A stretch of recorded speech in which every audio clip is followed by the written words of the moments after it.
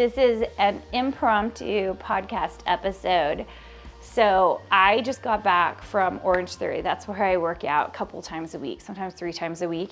And I was like, as soon as I get home, I am going to do a podcast episode, except for, for podcasts, at least, it's just your voice. But because I always do them on YouTube, you guys that are watching me on YouTube, you guys are getting the post workout, because I was like, this cannot wait. I'm getting on right now, and I'm going to videotape myself with my 80s half, I'm using a clip, side done, half makeup on. That's what you're getting on YouTube today. So those of you on the podcast, you're welcome for not having to see this. Okay, the reason I'm getting on is because I've been traveling a lot, and I've been doing this transformation challenge. So this is coming out at the end of April. This transformation challenge will be done by then, but I'm committed to doing 18 workouts. So I was like, I've got to fit these in. Well, yesterday I just got back from a trip, and so I went ahead and set one up for this Friday. No, so I don't pay attention to what I'm actually doing when I sign up for the classes. Turns out this is my first ever weight lift only class. Now, anyone who knows anything about me knows that I like to run. And I really stink at weightlifting because I just simply haven't done it enough. And I'm kind of scared of it because I just feel like I don't know exactly what to do. And I was thinking about this. I promise you guys this is going to relate to design.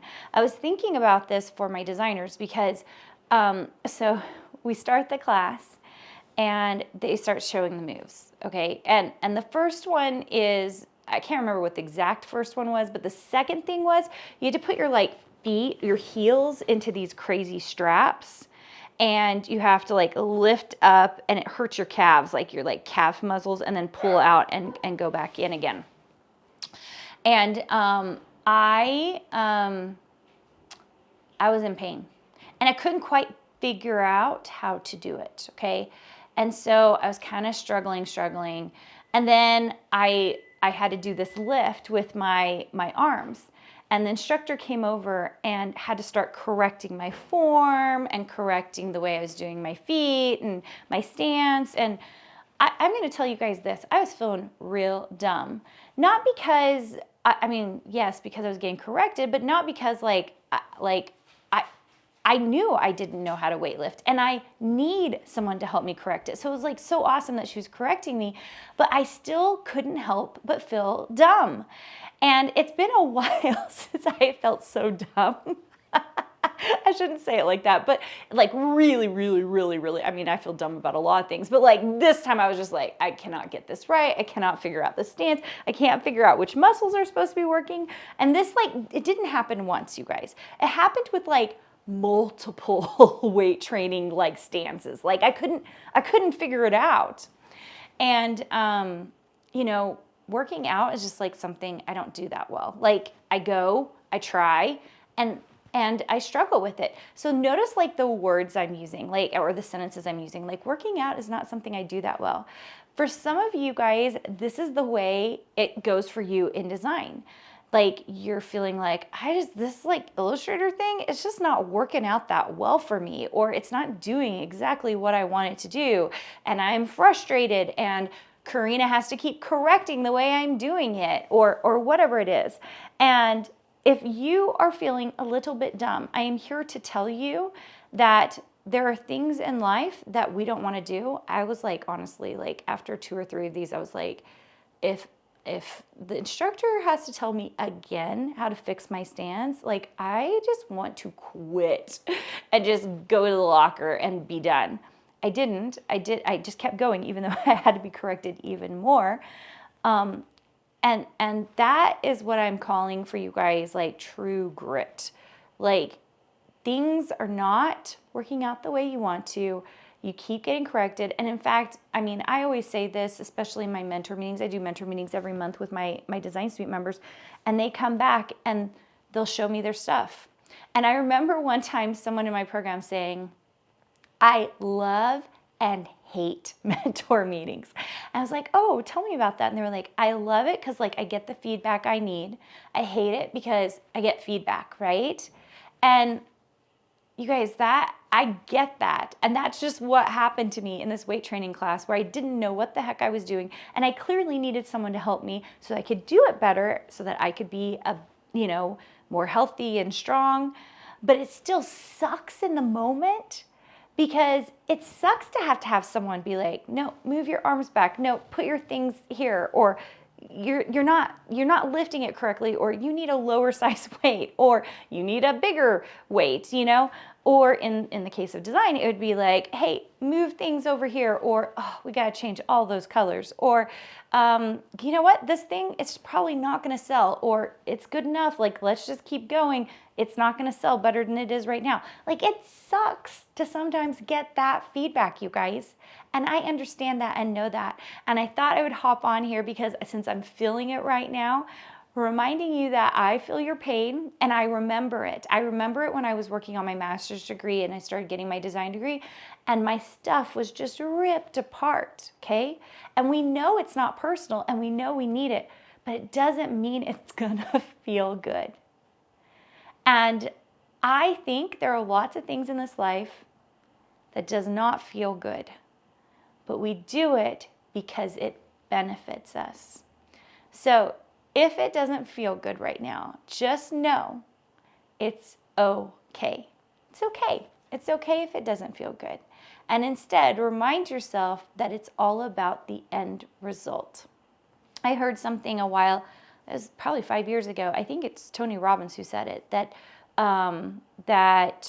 the only thing that matters, and I'm saying this wrong, but he's like, intention doesn't matter.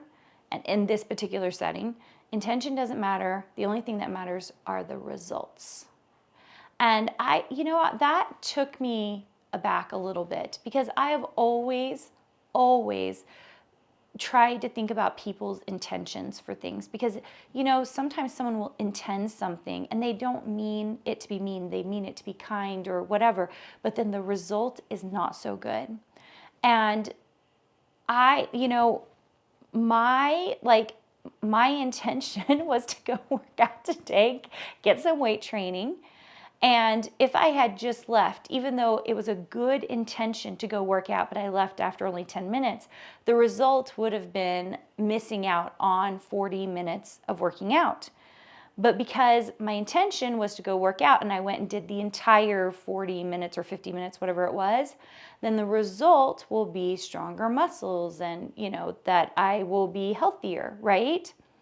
And so as you're going into design, as you're thinking about your intentions, also be aware that, one, it might not feel that good.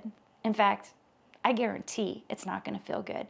And the ones who make it out at the end are the ones who get comfortable with it not feeling very good. Even now, like, we're working on several design projects for my business. I mean, multiple projects. And I don't have my hands into every single one. I still do all the design work, but I don't have my hands on every one. And it is just fascinating to see myself getting comfortable with being uncomfortable about everything going on in my business right now. Just everything, okay? And so you're going to get comfortable with being uncomfortable, okay? And it's not going to feel good, and we're going to be okay with it. And the second thing is, we need to be paying attention to the results, not the intention. When we have great intentions, and most of us have great intentions, we want to get our design work done, we want to get our design process done, which you can hear about in my book. And my book has a masterclass, so if you want to check that out, go to carinagardnercourses.com. But there are all these things we have intentions for, but the only thing that ends up mattering are the results. So that was today. Decided to hop on so that you guys could get my side clip ponytail going on here to say, guys, it's okay for it to not feel good. And I know so many of you got into design because it does feel good. There are pieces of it that feel real good. And I'm here to tell you, some of it's not going to feel so hot, and it's going to kind of feel crummy. And I'm very proud of those of you, especially those of you who are getting mentorship and getting your stuff critiqued. And it feels hard. And sometimes you want to cry. I honestly, after the third correction, I was like, I just want to cry. I'm not doing this correct at all. And I just want to cry. And It's okay to feel that way, because it's like you're going to feel that way when you're corrected and trying to make it right, right? It's an okay thing. It's just part of the process. It's part of the journey of feeling real comfortable with being uncomfortable, but building that design business. Guys, if this were easy, everybody would have done it already. If building a design business, if it was just the fastest, easiest, make money quick thing, everybody would have done it. They would have done it already.